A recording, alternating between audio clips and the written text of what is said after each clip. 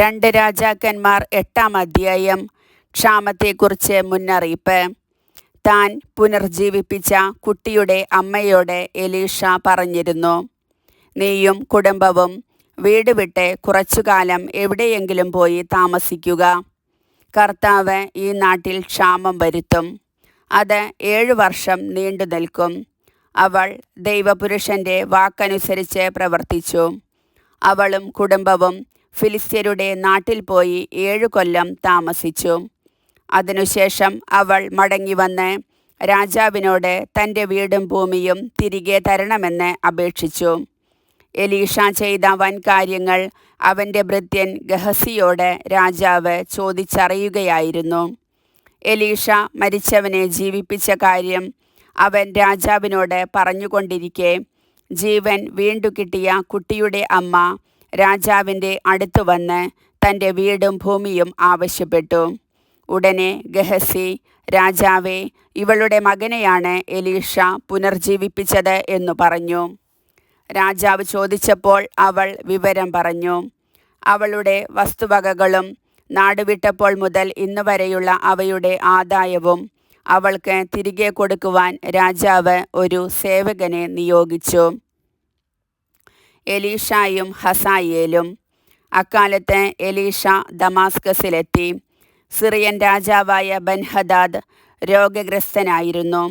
ദൈവപുരുഷൻ വന്നെന്നറിഞ്ഞ് രാജാവ് ഹസായേലിനോട് പറഞ്ഞു, നീ ഒരു സമ്മാനവുമായി ചെന്ന് ഞാൻ രോഗവിമുക്തനാകുമോ എന്ന് കർത്താവിനോട് ആരായാൻ ദൈവപുരുഷനോട് അഭ്യർത്ഥിക്കുക.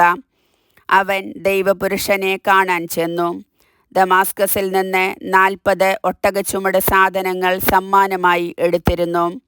അവൻ വന്ന് എലീഷായോട് പറഞ്ഞു, നിന്റെ മകൻ സിറിയ രാജാവായ ബൻഹദാദ് താൻ രോഗവിമുക്തനാകുമോ എന്നറിയാൻ എന്നെ നിന്റെ അടുത്ത് അയച്ചിരിക്കുന്നു.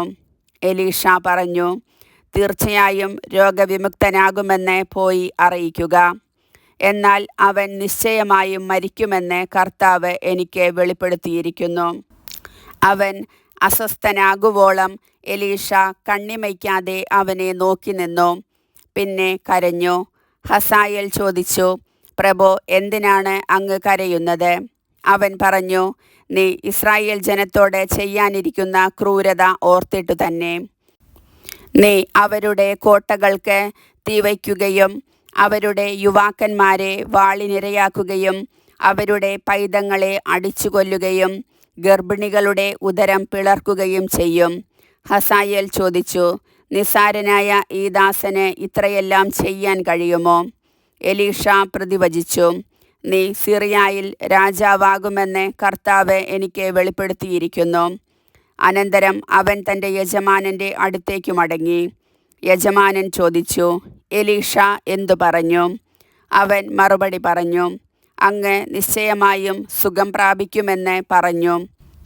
പിറ്റേ ദിവസം അവൻ ഒരു പുതപ്പെടുത്ത് വെള്ളത്തിൽ മുക്കി രാജാവിൻ്റെ മുഖത്തിട്ടു. അങ്ങനെ അവൻ മരിച്ചു.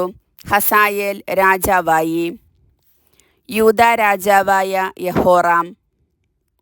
ഇസ്രായേൽ രാജാവായ ആഹാബിൻ്റെ പുത്രൻ യോറാമിൻ്റെ 5-ാം ഭരണവർഷം യൂദാ രാജാവായ യഹോഷാഫാത്തിൻ്റെ പുത്രൻ യഹോറാം ഭരണമേറ്റു.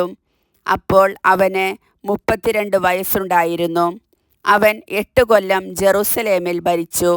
ആഹാബിൻ്റെ ഭവനം ചെയ്തതുപോലെ തന്നെ അവൻ ഇസ്രായേൽ രാജാക്കന്മാരുടെ വഴികളിൽ നടന്നു. കാരണം ആഹാബിൻ്റെ പുത്രിയായിരുന്നു അവൻ്റെ ഭാര്യ. അവൻ കർത്താവിൻ്റെ മുൻപിൽ തിന്മ പ്രവർത്തിച്ചു. എങ്കിലും കർത്താവ് തൻ്റെ ദാസനായ ദാവീദിനെ പ്രതി യൂദായെ നശിപ്പിച്ചില്ല. കാരണം അവനും അവൻ്റെ പുത്രന്മാർക്കും പിൻഗാമി അറ്റുപോവുകയില്ലെന്ന് അവിടുന്ന് വാഗ്ദാനം ചെയ്തിരുന്നു. അവൻ്റെ കാലത്ത് ഏദോം യൂദായുടെ കീഴിൽ നിന്ന് ഭിന്നിച്ച് സ്വന്തമായി ഒരു രാജാവിനെ വാഴിച്ചു. അപ്പോൾ യഹോറാം രഥങ്ങളോടുകൂടി സയീറിലേക്ക് കടന്നു. രാത്രിയിൽ അവനും രഥസൈന്യാധിപന്മാരും തങ്ങളെ വളഞ്ഞ ഏദോം വരെ ആക്രമിച്ചു. യൂദാ സൈന്യം തോറ്റു പിൻവാങ്ങി. അങ്ങനെ ഏദോം യൂദായുടെ ഭരണത്തിൽ നിന്ന് ഇന്നോളം വിട്ടുനിൽക്കുന്നു. ലിബ്നായും കലഹിച്ചു. യെഹോറാമിൻ്റെ മറ്റു പ്രവർത്തനങ്ങൾ യൂദാ രാജാക്കന്മാരുടെ ദിനവൃത്താന്തത്തിൽ രേഖപ്പെടുത്തിയിട്ടുണ്ടല്ലോ. യെഹോറാം മരിച്ചു. പിതാക്കന്മാരോടൊപ്പം ദാവീദിൻ്റെ നഗരത്തിൽ സംസ്കരിക്കപ്പെട്ടു. പുത്രൻ അഹസിയ ഭരണമേറ്റു.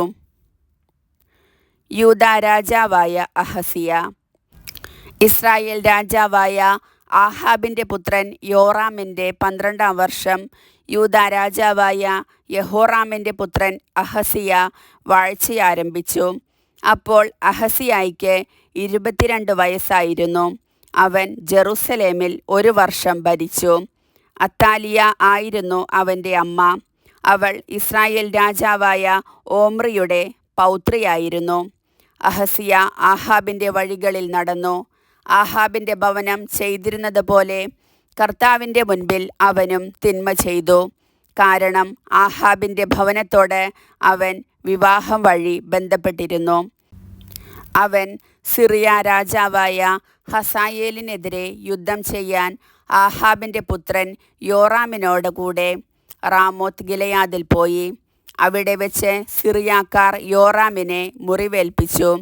സിറിയ രാജാവായ ഹസായേലിനെതിരെ യുദ്ധം ചെയ്യുമ്പോൾ റാമായിൽ വെച്ച് സിറിയാക്കാർ ഏൽപ്പിച്ച മുറിവുകൾ സുഖപ്പെടുത്താൻ യോറാം രാജാവ് ജസ്രേലിലേക്ക് മടങ്ങി.